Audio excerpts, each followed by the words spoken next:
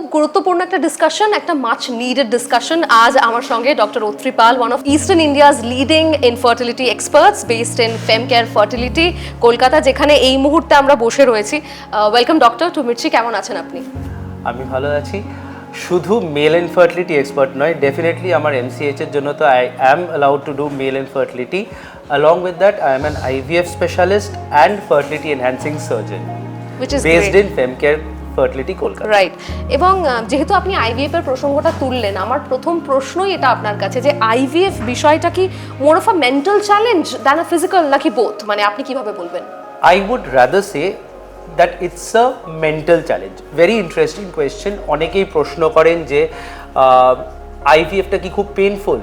না, খুব একটা পেইনফুল নয়, কারণ এখানে ইনজেকশন নিতে হয় 10 দিনের হয়তো, কিন্তু সবকটা ইনজেকশনই সাবকিউটেনিয়াস আর খুব ছোট ছোট নিডল ব্যবহার করা হয় এই ইনজেকশন দেওয়ার জন্য, সেই জন্য খুব একটা ব্যথা হয় না। তারপরে আসে এগ রিট্রিভাল। এই এগ রিট্রিভালটা আন্ডার অ্যানেস্থেশিয়া করা হয়, তাই এটাতেও খুব একটা কারোর পেন হয় না, কিছু প্রবলেম হয় না।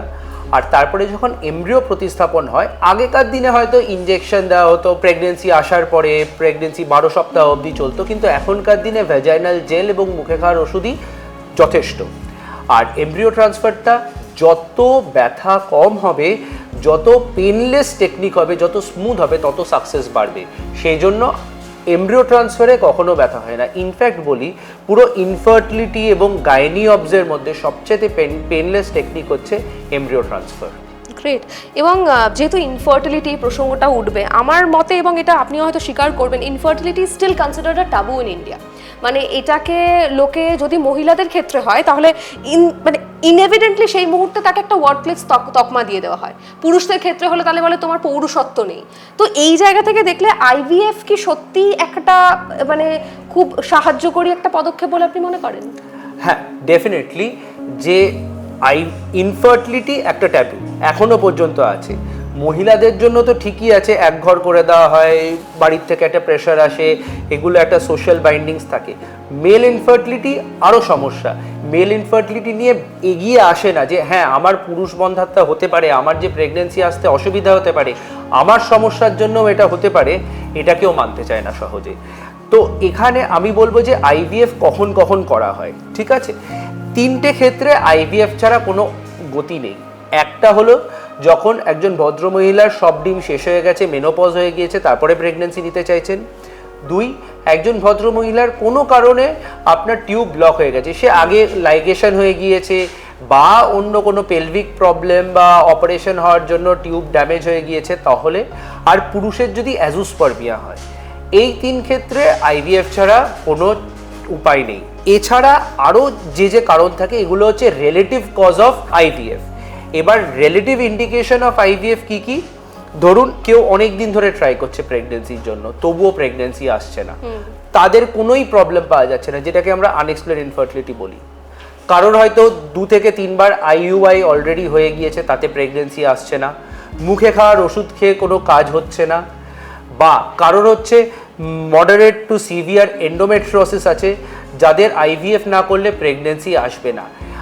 এগুলো ক্ষেত্রে আমরা বলি আইভিএফ করে নেওয়াটা বেশি ভালো, কিন্তু এগুলো অ্যাবসলিউট ইন্ডিকেশন নয়। আবার এখনকার দিনে আমরা এটাও দেখেছি যে অনেকে চান যে খুব তাড়াতাড়ি প্রেগনেন্সিটা নিয়ে দিতে, সেক্ষেত্রে আইভিএফটা ইজ দ্য বেস্ট। এছাড়াও কেউ কেউ এ সময়ে প্রেগনেন্সি নিতে চাইছেন না, তাদের ফ্যামিলি প্রবলেম থাকতে পারে বা কেরিয়ারে ডেভেলপমেন্ট হতে পারে, বা এগুলো সমস্যাগুলো থাকতেই পারে, কিন্তু বয়স তো থেমে থাকবে না। তারা যেটা করেন, ফার্টিলিটি প্রিজার্ভ করে রাখেন, এমব্রিও ক্রায়ো প্রিজার্ভ করে রাখলেন, যাতে পরবর্তীকালে যখন প্রেগনেন্সি নিতে হবে, যদি ডিমের কোয়ালিটি বা নাম্বার কমে গিয়ে থাকে, আমাদের কাছে অলরেডি এমব্রিও স্টোর আছে, যে এমব্রিও ট্রান্সফার করলে প্রেগনেন্সি চলে আসবে। স্যার, আপনি তো প্রসিডিউরগুলোর ব্যাপারে বললেন, কিন্তু সমাজের আরেকটা প্রচন্ড পপুলার ধারণা হচ্ছে যে আইভিএফ প্রসিডিউর দ্বারা যে সমস্ত শিশুদের জন্ম হয় তারা অতটা হেলদি হয় না লাইক দি আদার কিডস। এটা কি সত্যি? এই প্রশ্নটা খুব ভালো করেছে। আমাদেরকে মাথায় রাখতে হবে যে শুধু আইভিএফ পারসে কিন্তু অ্যাবনর্মাল বেবির রিস্ক বাড়িয়ে দেয় না, বা কোনো বেবির কনজেনাইটাল অ্যানোম্যালির রিস্ক বাড়িয়ে দেয় না, বা ধরে নেওয়া হচ্ছে যে অটিজমের রিস্ক বাড়িয়ে দেয় না। আইভিএফে ততটাই রিস্ক অফ অ্যাবর্শন, ততটাই রিস্ক অফ অ্যাবনর্মাল বেবি বা অটিজম যতটা একটা নর্মাল প্রেগনেন্সিতে হয়। কিন্তু এটাও দেখতে হবে যখন আমরা আইভিএফ করছি কোন পপুলেশনের করছি, হয়তো তাদের বয়স বেশি হয়ে গিয়েছে বা হাজবেন্ডের শুক্রাণুর সংখ্যা খুব কম, সেই জন্য হয়তো বা সেদিক থেকে দেখতে গেলে রিস্কটা একটু বেড়ে যায়, কিন্তু অ্যাকচুয়ালি কখনো রিস্ক বাড়ে না। আমাদের এটাও মাথায় রাখতে হবে, যেটা আমরা ফেমকেয়ারে সবসময় করি, আমরা জেনেটিক ইভ্যালুয়েশন করে নিয়ে তারপরে আইভিএফে যাই। আমরা কাপলদেরকে সবসময় প্রি ইমপ্লান্টেশন জেনেটিক টেস্টিংয়ের মতো টেস্ট করতে বলি, যাতে আমরা এমব্রিও ট্রান্সফার করার আগেই বুঝে যাব যে এমব্রিওটা জেনেটিক্যালি নর্মাল কিনা, যার ফলে আমাদের ক্ষেত্রে আরও কমে যায় অ্যাবনর্মাল বেবি বা জেনেটিক কোনো প্রবলেমওয়ালা বেবি হওয়ার। রাইট, কিন্তু এটাও সত্যি যে অনেকে মনে করেন যে আইভিএফ প্রসিজার না বেসিক্যালি ওই জাদুকাঠি টাইপের, মানে এটা কখনো ফেলিয়ার হতেই পারে না, this will always work for me. এটা কি সত্যি? না, একদমই না, এটা খুব ভুল ধারণা। আমরা যদি পুরো বিশ্বের আইভিএফ সাকসেস রেটের কথা ভাবি, সেটা হচ্ছে সামথিং অ্যারাউন্ড 50 ± 10%। আচ্ছা, এখানে আসে যে আমরা কিভাবে আইভিএফ সাকসেসটা বাড়াতে পারি উইথ অ্যাডঅনস কিরকম, যেরকম ব্লাস্টোসিস্ট কালচার। আমাদের ট্রান্সফার ডে 3-তে এমব্রিও ট্রান্সফার করা যায় অথবা ডে 5-এ করা যায়। ডে 5 এমব্রিও ট্রান্সফারটাকে বলে ব্লাস্টোসিস্ট ট্রান্সফার। এবার দেখা গিয়েছে যে ব্লাস্টোসিস্ট ট্রান্সফার করলে সাকসেস রেটটা বেড়ে যায়, বিকজ এমব্রিও সিলেকশনটা আরও ভালো হয়। তাছাড়া আছে যেটা বললাম প্রি ইমপ্লান্টেশন জেনেটিক টেস্টিং। আমরা সচরাচর যেটা গতানুগতিকভাবে এমব্রিও ট্রান্সফার করি, সেটা হচ্ছে এমব্রিওটা দেখতে কেমন, ভালো দেখতে এমব্রিও, এটাকে ট্রান্সফার করে দিই, কিন্তু সেটা জেনেটিক্যালি নর্মাল নাও হতে পারে। প্রি ইমপ্লান্টেশন জেনেটিক টেস্টিং করলে আমরা বুঝতে পারবো কোনটা জেনেটিক্যালি নর্মাল এমব্রিও, এবং সেটাকে যখন আমরা ট্রান্সফার করব তার সাকসেসটা অনেকটাই বেড়ে যাবে। তাছাড়া আছে এন্ডোমেট্রিয়াল রিসেপটিভিটি অ্যারের মতো টেস্ট, যেগুলো হচ্ছে আমাকে বলবে যে এন্ডোমেট্রিয়ামটা কখন ভ্রূণ গ্রহণ করার জন্য সবচাইতে সক্ষম। এইসব টেস্ট করলে সাকসেস রেটটা বাড়িয়ে দেওয়া যায়, কিন্তু 100% করা যায় না, কারণ মাইক্রো লেভেলে অনেক প্রবলেম থাকে যেগুলো আইভিএফও নিগেট করতে পারে না। আমরা ভগবান নই, এটা কিন্তু মাথায় রাখতে হবে। আইভিএফ ইজ নট 100% সাকসেস একটা প্রক্রিয়া। Exactly so, make sense. কিন্তু আমি ডিফিকাল্ট শব্দটা বলতে চাই না এক্ষেত্রে, কিন্তু তাও জিজ্ঞেস করবো যে ফেমকেয়ার ফার্টিলিটিতে একটা এরকম কোনো থ্রিলিং কেসের কথা যদি আপনি একটু ছোট্ট করে আমাদের বলেন।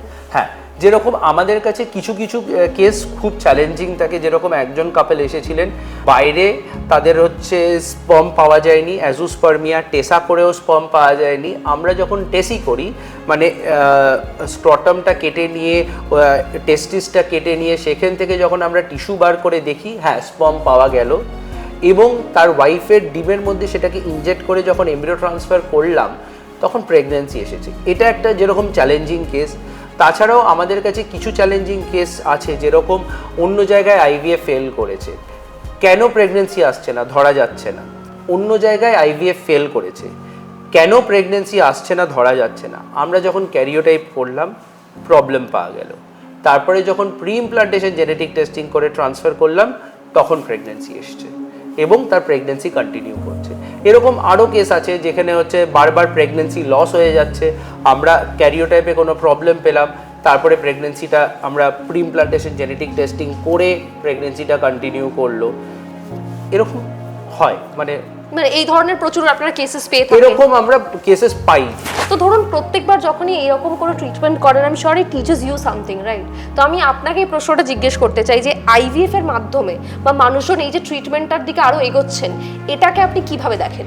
এটা একটি সদার্থক প্রক্রিয়া, এবং আমার মনে হয় যে এটা আরও বেশি অ্যাকসেপ্টিং হতে হয়। আমি এখনও দেখেছি যে ওয়েস্ট বেঙ্গলের একটি বৃহত্তর অংশে আইভিএফ ইজ আ ট্যাবু। না, আইভিএফ করাবো না, আইভিএফে ব্যথা হতে পারে বা আইভিএফে অ্যাবনর্মাল বেবি হতে পারে, অনেক খরচা, কি করব। আমার মনে হয় প্রথমেই যদি তুমি আটকে যাও, তাহলে কখনোই তুমি এগোতে পারবে না। সবসময় রাস্তায় নামতে হবে, তোমাকে মাথায় রাখতে হবে তুমি যদি ঠিকভাবে এগোতে পারো। এখানে আমি একটি উপমা দেব।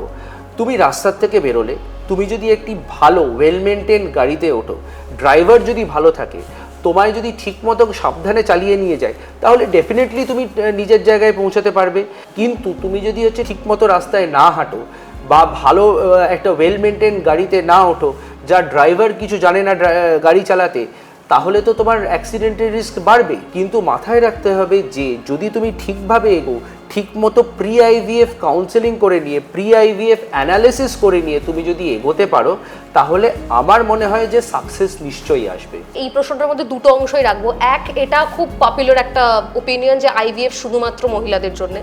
এটা আই এম শিওর সেটা নয়। যদি সেটা না হয়ে থাকে তাহলে আর কি কি রয়েছে সেটা যদি বলেন। হ্যাঁ, আজ থেকে 20 বছর আগে এটা ঠিক ছিল, মহিলাদের প্রবলেম আইভিএফ করো। কেন? কারণ হাজবেন্ডরা এগিয়ে আসতেন না, আর দুই হচ্ছে আমাদের সেরকম ডায়াগনস্টিক বা ইনভেস্টিগেটিভ প্রপার চ্যানেলস ছিল না।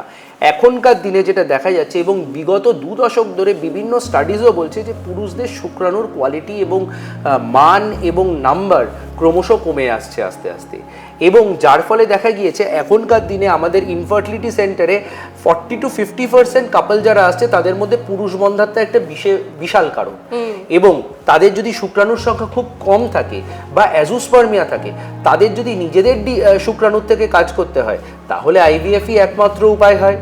অনেকেই ভাবেন যে আমরা ওষুধ খেয়ে ঠিক করব, কিন্তু এখন এমনও স্টাডি বেরিয়ে আসছে যে বেশি দিন ওষুধ খেলে কিন্তু অ্যাকচুয়ালি যাও বা শুক্রাণু আসে তার উপরে একটা নেতিবাচক প্রভাব পড়বে, তাতে কিন্তু প্রবলেম আরও বাড়তে পারে। সেই জন্য তাড়াতাড়ি আইভিএফ করে নিলে মনে হয় আরও ভালো হয় এবং প্রেগনেন্সিটা তাড়াতাড়ি আসবে। যত ওয়াইফের বয়স বাড়বে, যত হাজব্যান্ডের এই সমস্যাটা বেশি দিন থাকবে, তত আইভিএফ এর সাকসেস তো কমতে থাকবে। রাইট। আমার মনে হয় এখান থেকে যে প্রশ্নটা আমি আপনাকে করছিলাম, খুব ছোট্ট করে উত্তরটা জানতে চাইবো, সেটা হচ্ছে যে আইভিএফ ধরুন প্রথমবার কারোর ফেল করলো, সেক্ষেত্রে সেকেন্ড অপশনে কি আবার এটাই একমাত্র উপায়, নাকি হোয়াট আর দি আদার? আমি আগে বলেছিলাম যে দেয়ার আর অ্যাবসলিউট কজেস অফ আইভিএফ, যেটা তিনটে, যদি টিউব প্রবলেম থাকে বা অ্যাজোস্পার্মিয়া থাকে, অথবা ওয়াইফের মেনোপজ হয়ে গিয়েছে তাহলে, অথবা হচ্ছে নন অ্যাবসলিউট কজেস। যদি অ্যাবসলিউট কজের জন্য আইভিএফ করা হয় তাহলে ইয়েস, তাহলে তোমাকে পরেরটাও আইভিএফই করতে হবে। কিন্তু যদি নন অ্যাবসলিউট কজের জন্য হয়, যেরকম আনএক্সপ্লেন ইনফার্টিলিটি, কোনো এক্স্যাক্ট কারণ খুঁজে পাওয়া যাচ্ছে না, তার জন্য আইভিএফ করা হয়েছে কারণ অনেক দিন ধরে বিয়ে হয়ে গিয়েছে, বা তার আইইউআই ফেল করেছে তারপরে আইভিএফ করা হয়েছে, প্রেগনেন্সি এলো না আইভিএফে, তখন কিন্তু আইভিএফ না করলেও আবার প্রেগনেন্সি আসতে পারে। অর্থাৎ কি কারণে আইভিএফ করা হয়েছে তার উপর ডিপেন্ড করছে আইভিএফ ফেল করার পরে নর্মালি প্রেগনেন্সি আসবে কি না। কিন্তু এখানেও আমাকে মাথায় রাখতে হবে ওয়াইফের age, semen analysis plays a very important role. Right right. আমার মনে হয় এখান থেকেই বোধহয় আমরা একদম শেষের দিকের যে আমাদের কনভারসেশন সেই চত্বরের দিকে ঢুকছি, এবং সেখান থেকেই প্রশ্নটা আমার উঠে আসে যে ফেম কেয়ার ফার্টিলিটিতে এমন কি কি টুলস রয়েছে যেটা অন্য কোথাও পাওয়া খুব মুশকিল, এবং যেটা এই মুহূর্তে দাঁড়িয়ে যদি এটা সত্যি যেটা আপনি বলছেন যে পুরুষদের ক্ষেত্রে বন্ধাত্ব আরও বেশি ভীষণভাবে আমরা দেখতে পাচ্ছি, সেই জায়গায় কি কি টুলস রয়েছে এখানে? Very good. সো আমাদের যে ফেম কেয়ার ফার্টিলিটি, এখানে আইভিএফ এর প্রথম ধাপ থেকে একটা ভালো মানে হোলিস্টিক ট্রিটমেন্ট দেওয়া হয়, পেশেন্টের সাইকোলজিক্যাল কেয়ার নেওয়া হয়, তারপরে কনস্ট্যান্ট 24/7 365 ডেজ একটা হেল্পলাইনে সবসময় যোগাযোগে থাকতে পারে। আমাদের আইভিএফ কাউন্সিলর থাকে, আমাদের মেডিকেল কাউন্সিলার্সরা থাকেন এবং ফাইন্যান্সিয়াল কাউন্সিলররা থাকে, যারা তাদেরকে ফাইন্যান্সিয়ালি ভালো ঠিকমতো করে হেল্প করতে পারবে এবং গাইড করতে পারবে। এটা চলে গেল এমনি। এবার মেডিকেল দিক থেকে যদি আমি বলি যে আমাদের we have one of the best embryology team. আমাদের এমব্রিওলজি ল্যাব হচ্ছে পুরো ISO 5 যেরকম কাইরো কনসেনসাস অনুযায়ী বানানো, ল্যামিনার ফ্লো আছে, modular laboratory with air handling unit, সব কিছু আছে এদিকে। তো আমাদের সাকসেস রেটটা অবভিয়াসলি বেশি হবেই।